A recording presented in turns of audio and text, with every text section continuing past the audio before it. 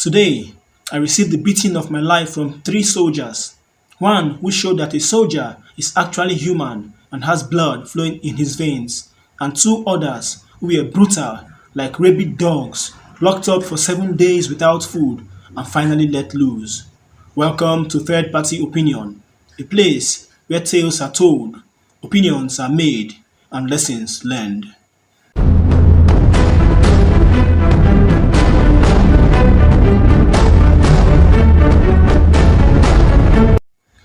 It was an accident scene at the Jabi area of the FCT where scores of people were present, among whom were some soldiers, some bystanders, as well as a pickup van to each side.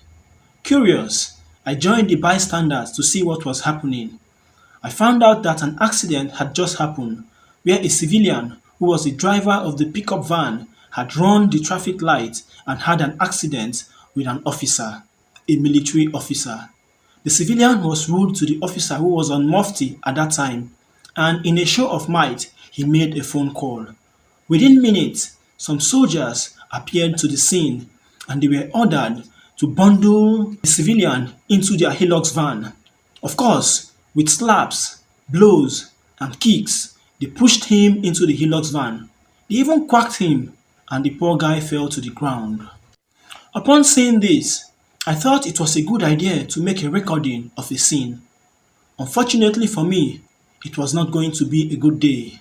It's a day I'd love to forget, but a day I have to remember. Being a boy who had grown up in the barracks and having a father who is a retired military officer and a brother who is a serving soldier, I should have known better. Actually, I think I knew better, but I thought it was an opportunity and a risk I should take. Unfortunately for me, it backfired and I wasn't successful. I brought out my phone and turned on the camera and started making a video. But immediately, I realized that my phone camera was on, so I stopped the video and turned it off, knowing that the camera light would attract attention to me. I started recording again, and barely 5 seconds into the video, I heard a shout. "Hey you! You're making a video! Stop there! Don't move! If you run, I'll kill you!" It was an angry looking soldier. He was throwing long steps as he was talking and coming at me. He was charging at me like a wolf who was heading to catch up with its prey. I was confused. I was afraid. I couldn't move. I just stood still. Should I run? Should I wait? But before I could gather my thoughts together, this soldier was beside me and he collected my phone. He said to me, "You are making a video, more of an accusation than a question." I replied, "Sir, no, I'm not making a video." I think that was the mistake I made with him. He opened my phone gallery and searched through. Then he saw a video, opened it. This video clearly showed that indeed I was making a recording of the scene. Before I knew what was happening, I received a dirty slap to the right side of my jaw, followed immediately by a quacking. If you had stayed in the barracks, you would know what quacking means. Quacking is a situation where someone clears you with his leg, hoping that you fall hard and swiftly to the ground. But I envisaged it, so I stood still and strong. I didn't fall. The soldier said to me, "Go down, go down." But I stood looking at him. I didn't go down. I just stood still looking at him. What I received next was a heavy blow to the back of my head, just around my neck area. Oh my goodness. Immediately, the whole world started vibrating. I felt a slight pain at the back of my head, but then I couldn't just stand. I saw myself slumping to the ground. I was falling, and the whole world was just vibrating around me.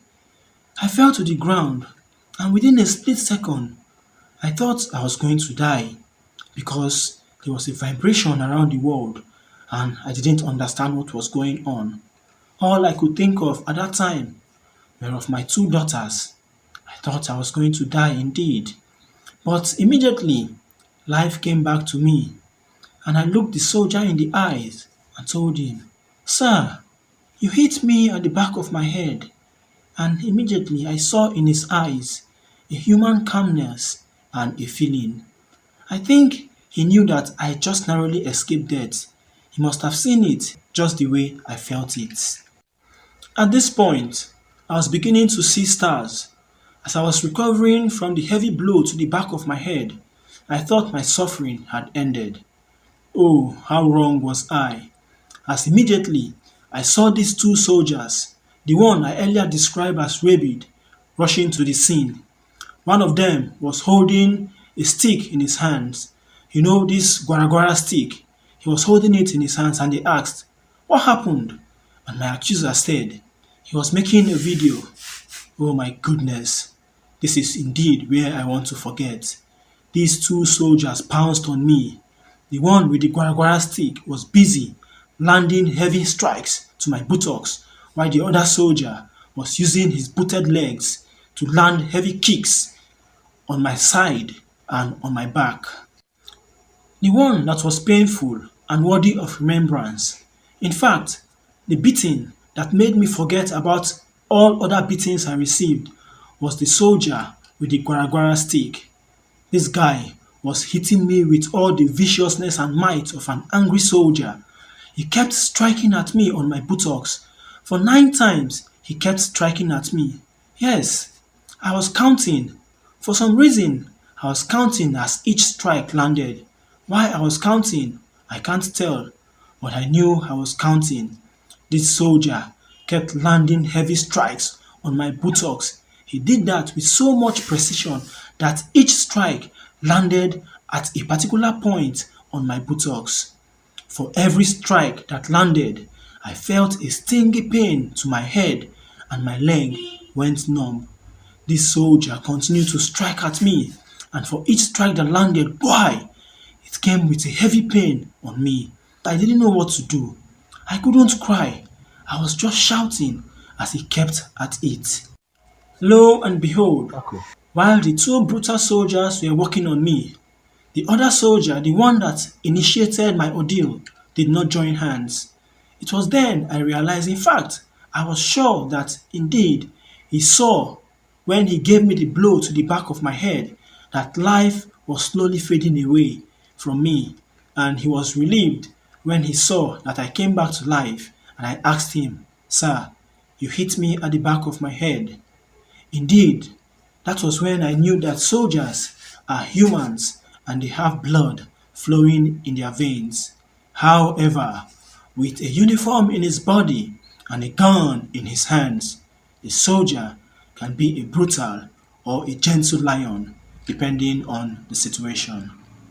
So, other soldiers who were around and watching what was happening, they came around and tried to stop these two soldiers that were hitting me. They asked them to stop. But this particular soldier with the guara stick, as if he had an issue with me before, as if I looked like someone who had offended him badly before, he refused to stop. He kept hitting at me and he managed to land 2 extra strikes of the guara stick on me. I was asked to stand up and go, but all I could say was, "Sir, I can't move. My legs are shaking, I can't move." "What? You're still here talking? Will you stand up and leave this place?" was all they could say to me. I managed to stand up and started walking away. Meanwhile, the soldier who had collected my phone had deleted the videos that I made and handed my phone over to me. I walked away on shivering feet. When I left the scene, I knew that something had left my body. If you must have a problem with a soldier, make sure he's just one. Because I'm sure the soldier that first started the whole issue must have seen and realized that the punishment I received was more than I deserved for my offense. The two other soldiers that came to the party late, they didn't investigate. They never knew what was happening. All they knew was that this guy had committed a crime and must receive jungle justice. After the beating, I went to one corner and sat down for about 20 minutes. Indeed, I knew that I had narrowly escaped death. because anyone that receive a blow to the back of their head at this spot, which indeed is a dangerous spot, could have easily slumped and died. Even the passerby who came to sympathize with me, one of the men said, "Man, if it was me that received this kind of beating, I would have died." That was how close to death I came with this brutality. I felt it. The soldiers saw it in my eyes. The bystanders witnessed it. Actually, I do not blame the soldiers. I knew it was a risk I was taking, a risk I thought I could get away with. But unfortunately for me, I got more than I deserved. This is third party opinion, and your opinion is needed in the story you just listened to. Do you think I made a mistake by making a video? Do you think the soldiers went overboard with their brutality? Do you think I got what I deserved? Have you been in a situation where you experienced brutality from men in uniform? Are soldiers truly humans and have blood flowing in their veins? Your opinion is needed in the comment section, for you are the third party and your opinion always matters. Thank you for listening in. Please do well to like and share this video. And if you are someone who is interested in interesting stories such as these, kindly do well to subscribe to this channel. Also follow to have updates as subsequent stories of such interest will be shared, and your opinion will be vital for people to learn lessons of life. Thank you again. Do well to like and share this video, and see you at the next episode.